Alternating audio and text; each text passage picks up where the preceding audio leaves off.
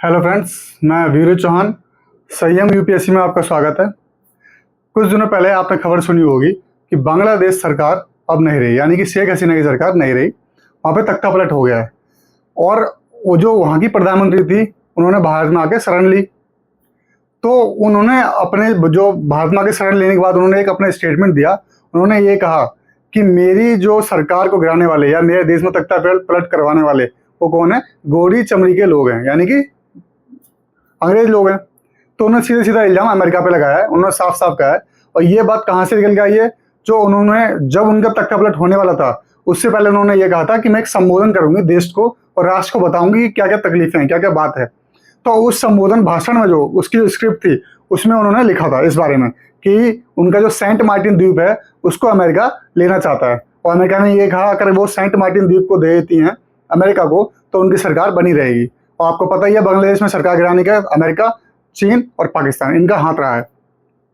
ठीक है, तो अमेरिका ने इस चीज को नकारा है क्योंकि हर देश नकारेगा, परंतु उन्होंने ये भाषण में कहा अगर वो भाषण देती, देश को संबोधन करती अब तख्ता पलट से पहले, तो उनका ये बात जरूर वो बात निकल के आती। उन्होंने ऐसा कहा, परंतु वहां की आर्मी ने, बांग्लादेश की आर्मी ने उनको भाषण देने से मना कर दिया क्योंकि उन्होंने कहा प्रोटेस्टर्स से हम आपको बचा नहीं पाएंगे, जो यहाँ पे आंदोलनकारी हैं उनसे हम आपको बचा नहीं पाएंगे, इसलिए आप अभी देश छोड़ के चली जाइए, भाषण आपको नहीं देने का इजाजत दे सकते हैं। तो उनको इजाजत नहीं दी गई। ठीक है, तो देखते हैं खबर क्या है, इसको आगे पढ़ते हैं। अमेरिका ने सेंट मार्टिन द्वीप के लिए कराया तख्ता पलट। ये किसका? शेख हसीना का कहना है कि अमेरिका ने तख्ता पलट कराया है। ठीक, इस्तीफा देने से पहले राष्ट्र को संबोधित करने को तैयार किए गए भाषण पत्र से सामने आई जानकारी। ये जानकारी कहाँ से आई है? जो भाषण पत्र है, किससे? इस्तीफा देने से पहले। ठीक, बांग्लादेश में तख्ता पलट का शिकार हुई शेख हसीना ने अमेरिका पर सनसनीखेज आरोप लगाया है। शेख हसीना के एक भाषण पत्र के अनुसार अमेरिका बांग्लादेश के सेंट मार्टिन द्वीप, देखिए सेंट मार्टिन द्वीप ये रहा, बांग्लादेश का एक द्वीप है जो कोरल द्वीप है। ठीक है, कोरल आइसलैंड है, जिसे मूंगा कहते हैं हिंदी में, मूंगा द्वीप। आगे पढ़ेंगे उसके बारे में। जब उन्होंने द्वीप सौंपने से मना कर दिया तो अमेरिका ने तख्ता पलट करा दिया। प्रधानमंत्री पद से इस्तीफा देने से पहले राष्ट्र को संबोधित करने के लिए तैयार किया गया भाषण था उनका। हालांकि सेना ने प्रदर्शनकारियों का हवाला देकर ये कह दिया कि आप संबोधित नहीं कर सकते। ठीक, तो ये भी एक सोचने वाली बात है कि आर्मी संभाल नहीं पा रही है। अब आर्मी ने ही तख्ता पलट कराया तो वो क्यों संभालेगी, ये बात भी है। देखिए, एक होता है कार्टेल, कार्टेल में बहुत लोग सम्मिलित होते हैं। उसमें क्या होता है, जैसे कि जितने भी आंदोलनजीवी होते हैं, पहले तो आंदोलन शुरू होता है कि हम इस चीज को सुधार चाहते हैं, उस धीरे धीरे सुधार ना होके वो एक तरीके से गलत दिशा में चला जाता है और उसका फायदा बाहर की ताकतें, देश की अंदर की ताकतें, देश विरोधी ताकतें होती हैं, वो उठाती हैं और उसका जो भुगतान पूरे देश को भुगतना पड़ता है। बांग्लादेश में अगर सरकार गई है, तख्ता पलट हुआ है, तो उनका बहुत नुकसान हुआ है। वहाँ पे आगजनी हुई है, लोगों की जान गई है। ठीक है, पैसों का नुकसान हुआ है और जो दूसरे देश के रिश्ते होंगे वो खराब हुए होंगे। तो दूसरे देश से फॉरेन डेवलपमेंट इंटर आने वाला, एफडीआई आने वाला होगा, इन्वेस्टमेंट आने वाला होगा, वो खत्म हुआ होगा। जब भी कोई इन्वेस्टर किसी देश में इन्वेस्ट करता है तो पहले वो इंडेक्स देखता है कि वहाँ का पीसफुल इंडेक्स क्या है, वहाँ के दोस्त कानून कैसे हैं, वहाँ की स्थिति कैसे, राजनीतिक स्थिति। तो इससे देश की छवि खराब होती है और जो आने वाला पैसा होता है वो भी नहीं आता, इन्वेस्टमेंट भी नहीं आती। भाषण पत्र के अनुसार हसीना का दावा है कि अगर वे सेंट मार्टिन द्वीप अमेरिका को सौंप देती तो उनकी सरकार बन जाती। पिछली बार जून में भी शेख हसीना ने आरोप लगाया था कि अमेरिका बीएनपी की जीत के बदले सेंट मार्टिन द्वीप का अधिग्रहण करके सैन्य अड्डा बनाना चाहता है। तो कब उन्होंने जून में कहा था ये चीज। ठीक, आपको लग रहा है लिंक देख रहे होंगे आप कि कैसे सरकार बदली है। बीएनपी की सरकार आने के वहां पे पूरी बात हुई है। ठीक है, बांग्लादेश नेशनलिस्ट पार्टी जिसे कहते हैं, बीएनपी, बांग्लादेश नेशनलिस्ट पार्टी। उसका क्या है, उन्होंने यह भी दावा किया था कि अगर बीएनपी सत्ता में आई तो वह इस द्वीप को अमेरिका को बेच देंगी, मतलब बीएनपी की सरकार बेच देगी। हालांकि अमेरिका का विदेश विभाग इन दावों को खारिज करता है। ठीक, अब देखते हैं कि 1971 में बांग्लादेश बनने के बाद से इस सेंट मार्टिन द्वीप देश की राजनीति में हवा हावी रहा है, क्योंकि वो ऐसी जगह है, बताऊंगा उसमें क्या है। सेंट मार्टिन जो द्वीप है वो कहाँ पे? म्यांमार के पास और बांग्लादेश के पास है। ठीक है, पहले म्यांमार के पास था जब ब्रिटिश इंडिया था, परंतु बाद में अलग होने के बाद वो किसके पास चला गया? वो पाकिस्तान के पास चला गया, पूरी पाकिस्तान के पास, जो आज के तो बांग्लादेश है, पाकिस्तान के पास चला गया। जब 1971 में बांग्लादेश अलग हुआ पाकिस्तान से, तो फिर ये किसके पास? बांग्लादेश के पास चला गया। 1971 में बांग्लादेश बनने के बाद से इस सेंट मार्टिन द्वीप इसकी राजनीति में हावी रहा। बंगाल की खाड़ी से नजदीक, कहाँ? बे ऑफ बंगाल में। ठीक है, होने के और म्यांमार के साथ समुद्री सीमा होने के कारण अमेरिका और चीन की द्वीप में दिलचस्पी रही है और रहेगी भी। ठीक है, क्योंकि म्यांमार में, जो म्यांमार है, अभी आगे मैप दिखाऊंगा आपको, वहां पे अमेरिका और चीन इस द्वीप के जरिए क्षेत्र में अपनी उपस्थिति मजबूत करना चाहते हैं। कहाँ है सेंट मार्टिन द्वीप?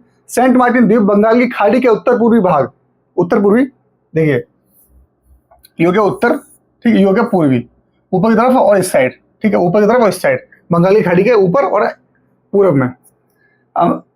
सेंट मार्टिन द्वीप बंगाल की खाड़ी के उत्तर पूर्वी भाग में स्थित है। म्यांमार के पास बांग्लादेश के सबसे दक्षिणी प्रायद्वीप कॉक्स बाजार टेक्नाफ से लगभग 9 किलोमीटर दक्षिण में एक छोटा मूंगा द्वीप है।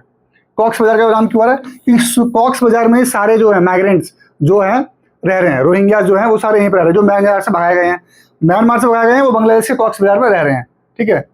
क्यों? 9 किलोमीटर दूर वहीं से दक्षिण छोटा सा द्वीप है। यह बांग्लादेश का एकमात्र मूंगा द्वीप है। द्वीप का भूभाग केवल 3 किलोमीटर है। ये सारी लड़ाई किसके लिए? 3 किलोमीटर के लिए हो रही है, ठीक है। जितने तख्ता पलट हुआ किसके लिए? 3 किलोमीटर के लिए। और यहाँ पे भूभाग केवल 3 और यहाँ पे लगभग 3700 लोग रहते हैं। यहाँ के निवासी मुख्य रूप से क्या करते हैं? मछली पकड़ते हैं, चावल की खेती करते हैं, नारियल की खेती करते हैं और समुद्री शैवाल की कटाई से जीवन यापन करते हैं, ठीक। इसका जिनका जीवन है, जो 3700 लोगों का जीवन यापन ऐसे चल रहा है। अब देखिए सेंट मार्टिन द्वीप का इतिहास क्या है, इसके बारे में जानते हैं। जहां पे द्वीप होते ज्यादातर वहां पर आपको नारियल के पेड़ मिलेंगे, और सेंट मार्टिन द्वीप में भी ऐसे ही है। नारियल के पेड़ की बड़ी संख्या में होने के कारण इस द्वीप को बंगाली में नारिकेल जंजीरा या नारियल द्वीप के नाम से जाना जाता है। बंगाली में ये कहते हैं नारिकेल जंजीरा।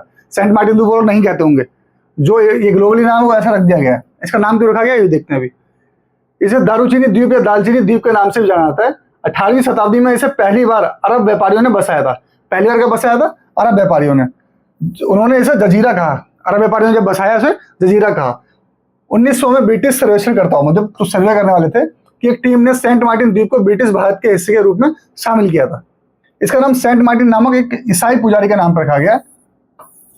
1937 में म्यांमार से अलग होने के बाद यह द्वीप ब्रिटिश भारत का हिस्सा बना रहा।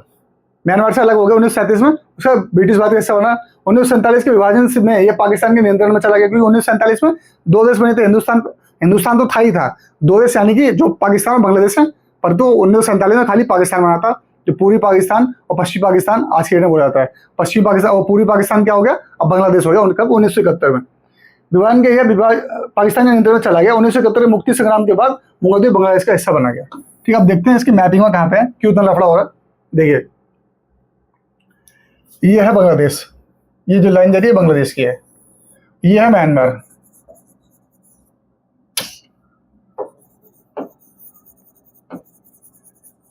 ठीक। और ये बांग्लादेश का ये सेंट मार्टिन द्वीप है। ये रहा, ये देख रहे हैं पॉइंट छोटा सा, ये सेंट मार्टिन है।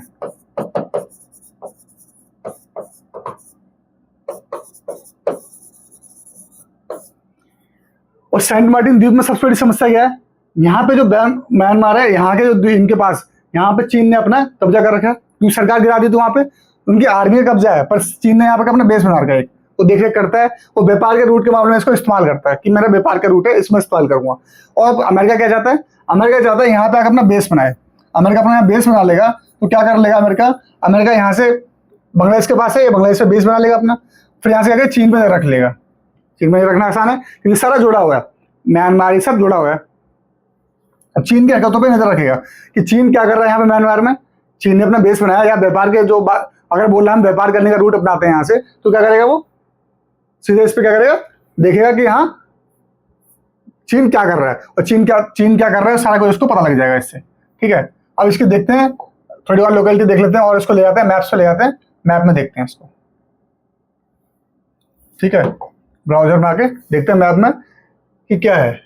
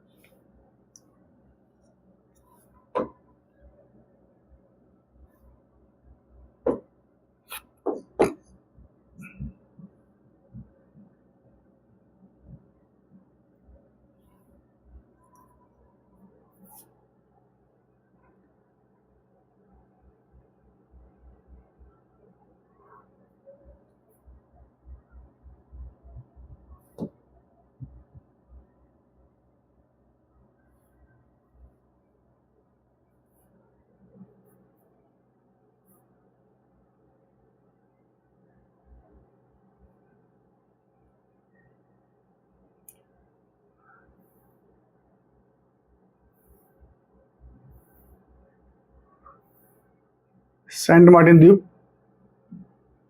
इस वाले मैप में आसानी से दिखेगा आपको अच्छे से, ठीक है। सेंट मार्टिन द्वीप अभी थोड़ा दिख रहा होगा आपको, मैं दिखा देता हूँ, थोड़ा सा ब्रॉड कर देता हूँ। ये बांग्लादेश आपको दिख रहा होगा, ठीक है।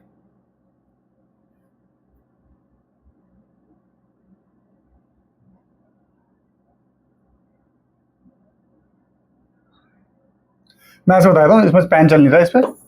ये बांग्लादेश है, ये आपको बांग्लादेश दिख रहा है, ये बंगाल की खाड़ी है। बंगाल की खाड़ी ये रहा क्या, सेंट मार्टिन द्वीप, जो आपको दिख रहा है ना, ये आपको सेंट मार्टिन द्वीप है, हरा हरा से दिख रहा होगा, ये सेंट मार्टिन द्वीप है। और ये क्या है, म्यांमार से बगल में, और म्यांमार यहाँ पे ऊपर क्या है, चाइना है, इसकी मैप ऊपर, ये इंडिया बगल में।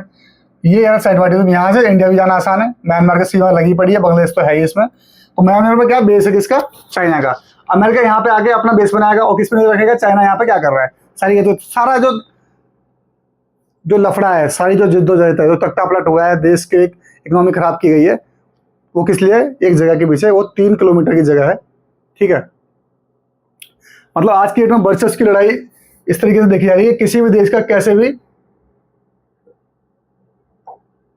उस देश की जनता को भी ये नहीं पता लग रहा कि मेरे साथ क्या गलत हो रहा है और मेरे साथ क्या गलत किया जा रहा है।